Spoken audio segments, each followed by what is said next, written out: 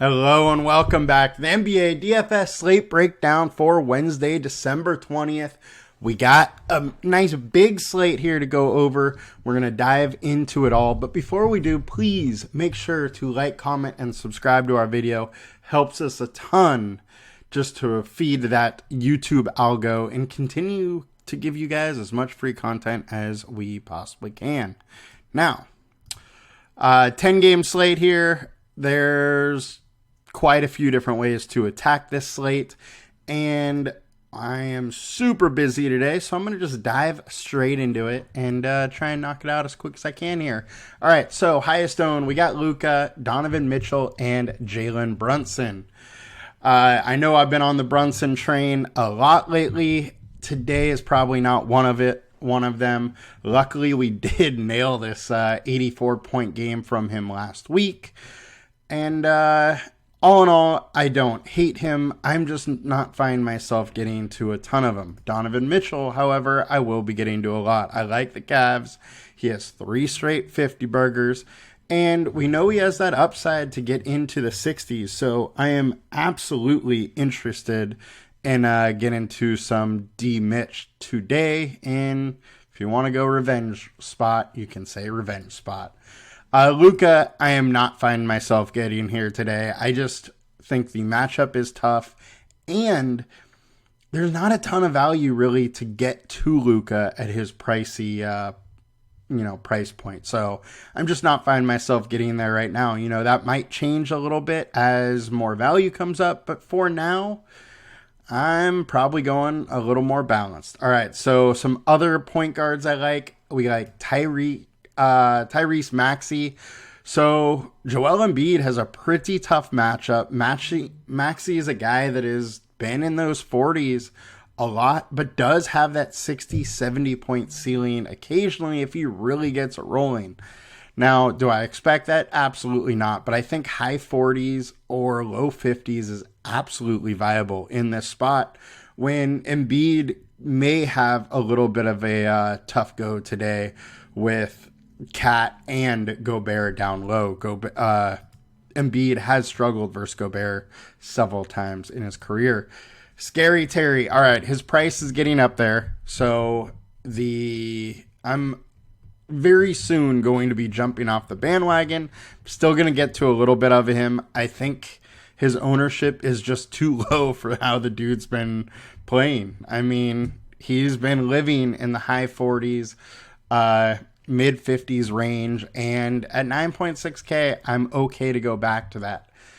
So don't mind going there whatsoever. Jalen Green, very good matchup versus the Hawks, which is the basis of why I'm considering going here. But all in all, it's a guy that when he starts scoring, he can really fill the basket up, and he does have that high 40 ceiling at 6.2, which is interesting to me. But the way he's playing also, he gives us a floor of right around 5x in this matchup. So I think it's a good spot to kind of attack him at low ownership. Next, Sam Merrill. This is an absolute punt right now. Really not sure what we're going to get minute-wise from him. He hasn't played many minutes all year, but in a competitive game, just jumped to 24 minutes. He leapfrogged Porter, who Porter was getting the minutes, but it was Merrill yesterday. Merrill was playing well, though, so maybe that is part of it. But on a slate void of value, I'm a little interested with Sam Merrill to see if he can get those minutes again. So we have him for 18 right now. He did play 24 and played well yesterday. So maybe he's in that 18 to 20 minute range generally. But if he plays well against a poor Utah team, maybe gets a little bit more, or maybe he gets a little blowout run if the Cavs take it to him. Now, on to DraftKings point guard, highest owned. We got Luka, Bruce Brown, and Javon Carter. So starting with Carter, look, he essentially it's Sam Merrill, but high owned. We have minutes questions, but even more questions on the minutes due to the fact that we only have him projected for 15, he played 18 last game, but he's been right around that 12 to 18 range. Hasn't really got over, so I'm not on that bandwagon. Bruce Brown, I don't mind him at 5.6K. It's in a good matchup. He can definitely get it done. I just don't, love this spot. The ceiling is meh, could maybe get you 40, but that's a big maybe. Luka, we talked about it. I'm not totally sold on there being enough value to really be getting to him a lot. Maybe a little bit, probably not a lot. And matchup-wise, we got point guard Jamal Murray, Kobe White, Fred VanVleet, and Suggs with the best matchups. Schroeder's there too. Don't mind a little Schroeder. Don't mind a little Murray. I think White is intriguing, but his price is up there these days. Now, shooting guard, we got Max Strus, Gary Trent, and Donovan Mitchell. Already like Mitchell. Gary Trent is interesting now that he is down to 4K. He went off last game, getting 34 minutes. But outside of that, he's really been around the 20 minutes and doing nothing. You're going to Gary Trent like you would Sam Merrill. It is probably a little safer because he's going to likely get you at least 14, 15 points. But the chance of one of those blow-up games still is unlikely. I would say Trent does have a little more likelihood of that 26-minute range, which gets it done for you. So I don't mind going to Gary Trent. Max Strus is fine at 5.9K. My only issue with him is, right around 36 is 6X, and that's generally pretty close to a ceiling game for him. About 7X the salary is a ceiling game for him. And I don't know if he's going to be able to get it in this matchup. So some pivots I like. Kelly Oubre. Oubre is starting to play minutes again. And with Nick Batum out, he might pick up some more minutes. So I'm intrigued on that aspect. At only 5.2K, he can totally get into the 30s as he did, earlier in the season before getting hit by that car. So I do like taking some chances on Oubre, and once again, a spot that Embiid may struggle a little bit. So some of those other 76er piecers might be a little bit interesting. Buddy Hield, look, very good game environment. The issue with him is he's got to be hitting a shot. If he hits a shot, he gets a couple extra minutes, and there's a good chance of 30. But if he gets on fire, then we have that upside chance. And, who knows if that happens. But I do see a decent chance of him getting 6X plus with, a floor right around 5, which isn't too bad. Not super high owned. Don't mind going there. Karis LeVert, look, 6.3K. Dude can get into the 40s. There's no Mobley, no Garland. He's going to be used heavily. And if he gets a few extra minutes, then, there's the 40, 50, upside for him. So I do like the spot, and I think it's an extremely good spot for him coming off the bench. I just hope that the Jazz keep this close. It is only a 5-point spread, but I do really like Karis LeVert, and I think he's going under-owned at only 17% right now. Another Cav you can take a swing on is Isaac Okoro. Like I said, no Mobley, no Garland. His fantasy points per minute goes up significantly without those. He's 0.85 fantasy per minute when he's starting over his last 20. I think he is an interesting spot. He's a guy that can get some steals and some blocks. If his shot's falling, 30 is definitely in the range of possibility. My issue with him is he's very unlikely to go to 40. So we're a little limited on the upside there. He's not a guy that can go 8X plus, but the 6 to 7 range is absolutely possible, and a wing spot that there's not a ton of guys there. Scary Terry talked about Jalen as well. Get over to DK. We got Karis LeVert, Buddy Hield, and Carter, the highest owned, all three of which we've talked about. And Sam Merrill is also 4,100 on DK and popping up a little bit higher owned as well.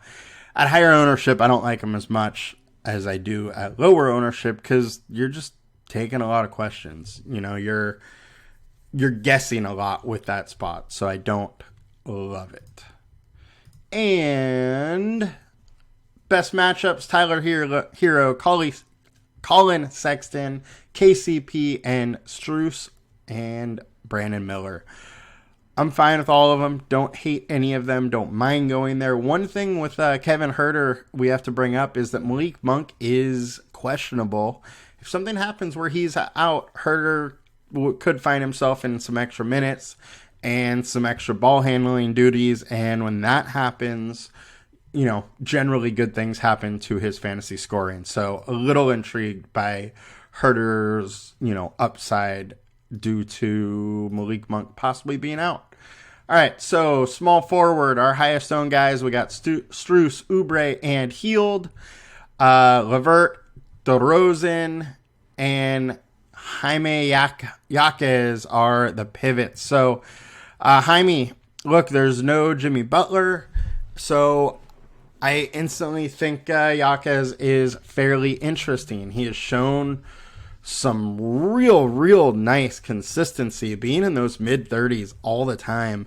And, that's right around at, 26.8 minutes per game. If he is getting into those 32, 34, there's very nice upside without Jimmy B when his usage may go up a fair bit as well.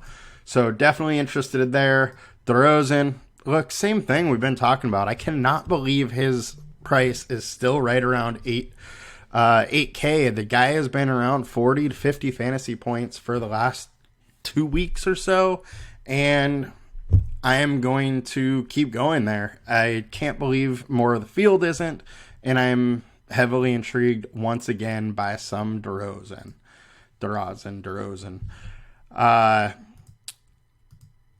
So small forward here on DK, we got LeVert, Niang, and Bruce Brown. Niang, I'm not really too into him.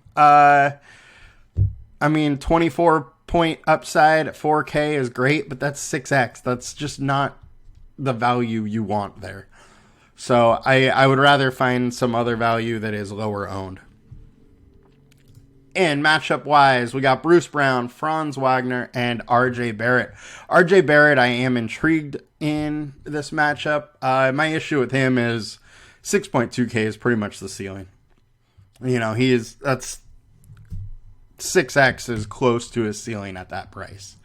And that's what I mean by pretty much his ceiling. Power forward, we got Dwight Powell, Jarrett Allen, and Jonathan Isaac. Isaiah Hartenstein is likely going to be starting center tonight for Knicks, so should just note that here. Don't really like him, though. Dwight Powell, 3.8K. I'm totally fine to going here. The issue is his minutes. He, as a starter, 24 minutes is pretty much what he has played. Doesn't really do a ton with that. But if he is able to walk into a few more minutes because he's playing well, I'm at least intrigued. He can go, 24, 25 fantasy points. And we've seen him have some runs last year where he's getting into the 30s. So it's possible. Is it likely? No. But I'm willing to take some chances, especially right now where there's just not much value whatsoever on the slate. So we're going to have to try and find some. And, center, power forwards, just an easier spot to count on for value. Jabari Smith, definitely intrigued in this matchup versus Atlanta. I think it is a good one for him. It's a decent one for Sengun also. Smith is an interesting one to me, though, because he is kind of what I like in GPP plays. He doesn't really have a ton of consistency, but he can get you 40 fantasy points at, a fair price. So I am intrigued with nobody going there in a huge pace up spot versus Atlanta. So definitely intrigued there a little bit. And they do have some injuries on their bench. So if those goes the right way, there is the chance for 34 minutes opposed to like his 30 or 28 that he's been playing lately.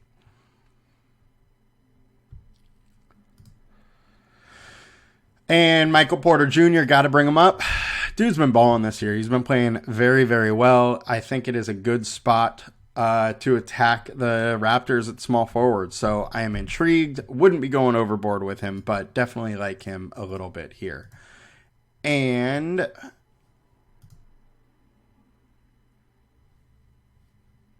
on to power forward of DraftKings, we got Randall, Niang, and Chris Boucher.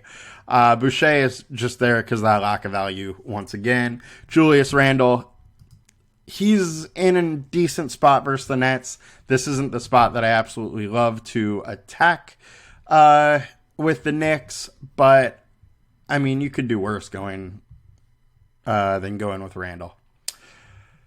Best matchups: Miles Bridges, Cam Johnson, Sadiq Bey, and Kawhi Leonard, and Aaron Gordon. I won't really talk you off any of them. All of them are just fine. Good matchups, can definitely get it done. I am very intrigued by Bridges, and his rebounds prop, the line is too low right now. It's 6.5. I've already hit that over. I think that's an interesting one. Cam Johnson to me is meh. Bey is a little interesting. He's a guy that we've been hitting a lot. Just that price is a little too high for me now. Kawhi Leonard, dude's been playing very, very well. I don't mind this matchup and attacking with Leonard either. I also like Harden. And over to the center spot, we got Powell, Jarrett Allen, and Hartenstein. Don't really love Allen or Hartenstein in this spot. I would rather kind of just pay up a little bit more and get a little more quality here. Alperen Sengun, 1K more than, Jarrett Allen, but way more upside and in a solid spot versus the Hawks. Definitely intrigued there. Bam Adebayo, there's no way. I mean, I guess he's 9K, but I would say there's no way his ownership stays this low. If he is this low of ownership in this spot without Jimmy Butler, I will be all over it. Has that 50, 60 point upside, and nobody's going there at 9K. So definitely intrigued. And Miles Turner, similar prices, Jarrett Allen, but in a very, very much better matchup versus the Hornets, who really can't stop center, and he can score fantasy points in a lot of different ways. So absolutely intrigued by going there. And to DraftKings, we got Randall, Jalen Smith, and Isaiah Hartenstein. Jalen Smith is somebody that I've gotten to a little bit. He is questionable right now. I would say that if he is back, it does hurt Miles Turner a little bit, because Miles Turner, who's been playing more 30, 31, 32 minutes, probably goes back down to 28 with Smith there, because they're just, not needed that center minutes quite as much from him. But I am intrigued by Jalen. I think his price is low enough, and he absolutely has the upside when it gets going. Don't love him, being high owned, but definitely makes sense that he is, especially on a slate right now that is kind of devoid of real nice value. Hartenstein's just meh to me. I actually think him starting hurts him a little bit, but he could get there. So I wouldn't absolutely, hate going that way. All right. Now, center, Hartenstein's at the top of the matchup tool. Zubac. All right, and Zubac here. Got to bring Zubac up. He just had this 51-point fantasy performance, 18 points, 16 boards, 3 blocks, 3 assists. Just studly thing, and he can do that every now and then. I just think his price is getting a little bit up there where it's hard for me to want to go there. If you want to follow the points, I get it. It is a decent matchup. Just don't love going there. Sengun, 8.3K. Dude's been crushing it. Discount Jokic. Don't mind going there, as we've talked about. Claxton's okay. Kessler, I don't mind Kessler. His minutes are just all over the place this season. And if that evens out a little bit more, where he's in that 28 to 32 minute range consistently, then I absolutely love him. Is he going to be in that range today? Maybe. I just can't tell you for sure, but I am absolutely intrigued. If he is starting, that gives you a little more certainty that he's probably going to reach that 28, 30 minute mark. And that's pretty much that. So, all right. That will do it for us today. Tried to get it done as quick as I could. Hope you guys have a good one, and I will see you guys later. Adios.